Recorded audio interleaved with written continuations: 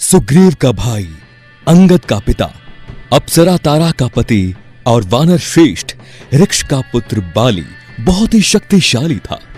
देवराज इंद्र का धर्मपुत्र और किष्किंधा का राजा बाली जिससे भी लड़ता था, लड़ने वाला कितना ही शक्तिशाली हो, उसकी आधी शक्ति बाली में समा जाती थी और लड़ने वाला कमजोर होकर मारा जाता था। रामायण के अनुसार बाली को उसके धर्म पिता इंद्र से एक स्वर्ण हार प्राप्त हुआ। इसी हार की शक्ति के कारण बाली लगभग अजेय था। उसने कई युद्ध लड़े और सभी में वो जीता। इसी स्वर्ण हार को ब्रह्मा ने मंत्र युक्त करके यह वरदान दिया था कि इसको पहनकर बाली जब भी रणभूमि में अपने शत्रु का सामना करेगा तो उसके शत्रु की आधी शक्ति क्षीण हो जाएगी और ये आधी शक्ति बाली को प्राप्त हो जाएगी। यही बाली की शक्ति का राज था। बाली ने कई योद्धाओं को हराया था।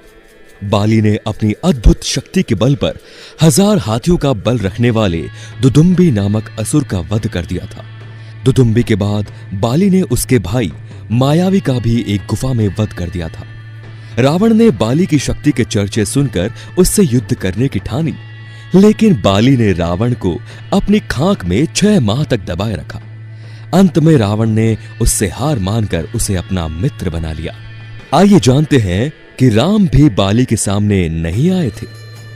एक भ्रम के कारण बाली के मन में सुग्रीव के प्रति नफरत हो गई थी। इसी के चलते बाली ने अपने भाई सुग्रीव की पत्नी को हड़प कर उसको बलपूर्वक अपने राज्य से बाहर कर दिया। हनुमान जी ने सुग्रीव को प्रभु श्री राम से मिलाया। सुग्रीव ने अपनी पीड़ा बताई और यह भी बताया कि बाली किस तरह दूसरों की शक्ति को अपने भीतर खींच लेता है। फिर प्रभु श्री राम ने बाली को छुपकर तब वीर से वार कर दिया जबकि बाली और सुग्रीव में मल्ल युद्ध चल रहा था। चूंकि प्रभु श्री राम ने कोई अपराध नहीं किया था, लेकिन फिर भी बाली के मन में यह दंश था कि उन्होंने मुझे छुप कर मारा। तब प्रभु श्री राम ने उसे वचन दिया कि तुम्हारी ये पीड़ा दूर की जाएगी। जब प्रभु श्री राम ने कृष्ण अवतार लिया तब इसी बालक ने जरा नामक बहेलिया के रूप में नया जन्म लेकर प्रभाव क्षेत्र में विषयुक्त तीर से श्री कृष्ण को हिरण समझकर तब मारा जब वे एक पेड़ के नीचे योग निद्रा में विश्राम कर रहे थे। इस तरह बाली का दंश या बदला पूरा हुआ। बाली का हनुमान जी से हुआ जब सामना। हनुमान और महाबली बाली के बारे में हमें एक कथा मिलती है। बाली को इस बात का घमंड था कि उसे विश्व में कोई नहीं हरा सकता या कोई भी उसका सामना नहीं कर सकता। एक दिन की बात है, राम भक्त हनुमान वन में तपस्या कर रहे थे। उस दौरान अपने ताकत के नशे में चूर बाली लोगों को धमकाता हुआ वन में पहुंचा और चिल्लाने लगा कि कौन है जो मुझे हरा सकता है। किसी ने मां का दूध पिया है तो मुझसे मुकाबला करे। हनुमान जी उसी वन में राम नाम जप से तपस्या कर रहे थे। बाली के चिल्लाने से उनकी तपस्या में विघ्न हो रहा था। उन्होंने बाली से कहा, वानराज, आप अति बलशाली हैं, आपको कोई नहीं हरा सकता, लेकिन आप इस तरह चिल्ला क्यों रहे हैं? यह सुनकर बाली भड़क गया। उसने हनुमान जी को चुनौती दी और यहां तक कहा कि रे वानर, तू जिसकी भक्ति करता है मैं उसे भी हरा सकता हूं। राम का मजाक उड़ता देख हनुमान जी को क्रोध आ गया और उन्होंने बाली की चुनौती स्वीकार कर ली। तय यह हुआ कि अगले दिन सूर्योदय होते ही दोनों के बीच दंगल होगा। अगले दिन हनुमान जी तैयार होकर दंगल के लिए निकले ही थे कि ब्रह्मा जी उनके समक्ष प्रकट हुए। उन्होंने हनुमान को समझाने की कोशिश की कि वे बाली की चुनौती को स्वीकार न करें, लेकिन हनुमान जी ने कहा कि उसने मेरे प्रभु श्री राम को चुनौती दी है। ऐसे में अब यदि मैं उसकी चुनौती को अस्वीकार कर दूंगा तो दुनिया क्या समझेगी, इसलिए उसे तो सबक सिखाना ही होगा। यह सुनकर ब्रह्मा जी ने कहा, ठीक है, आप दंगल के लिए जाओ, लेकिन अपनी शक्ति का 10वां हिस्सा ही लेकर जाओ।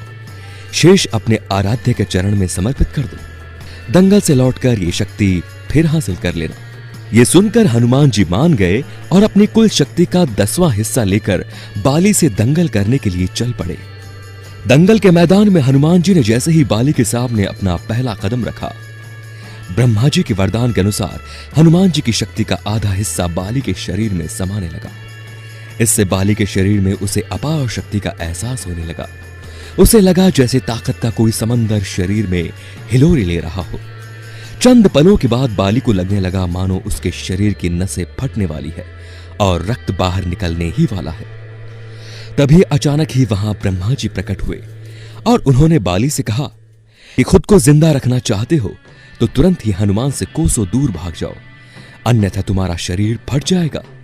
बाली को कुछ समझ में नहीं आया, लेकिन वो ब्रह्मा जी को यूं प्रकट देखकर समझ गया कि कुछ गड़बड़ है और वहां से तुरंत ही भाग खड़ा हुआ। बहुत दूर जाने के बाद उसे राहत मिली, शरीर में हल्कापन लगने लगा। तब उसने देखा कि ब्रह्मा जी उसके समक्ष खड़े हैं। तब ब्रह्मा जी ने कहा कि तुम खुद को दुनिया में सबसे शक्तिशाली समझते हो, लेकिन तुम्हारा शरीर हनुमान की शक्ति का छोटा सा हिस्सा भी नहीं संभाल पा रहा है। तुम्हें मैं बताना चाहता हूं कि हनुमान अपनी शक्ति का 10वां भाग ही लेकर तुमसे लड़ने आए थे। सोचो यदि संपूर्ण भाग लेकर आते तो तुम्हारा क्या होता। बाली ये जानकर समझ गया कि मैंने बहुत बड़ी भूल की। बाद में बाली ने हनुमान जी को दंडवत प्रणाम किया और बोला, अथाह बल होते हुए भी हनुमान जी शांत रहते हैं और राम भजन गाते रहते हैं, और एक मैं हूं जो उनके एक बाल के बराबर भी नहीं हूं और उनको ललकार रहा था। मुझे क्षमा करे हनुमान।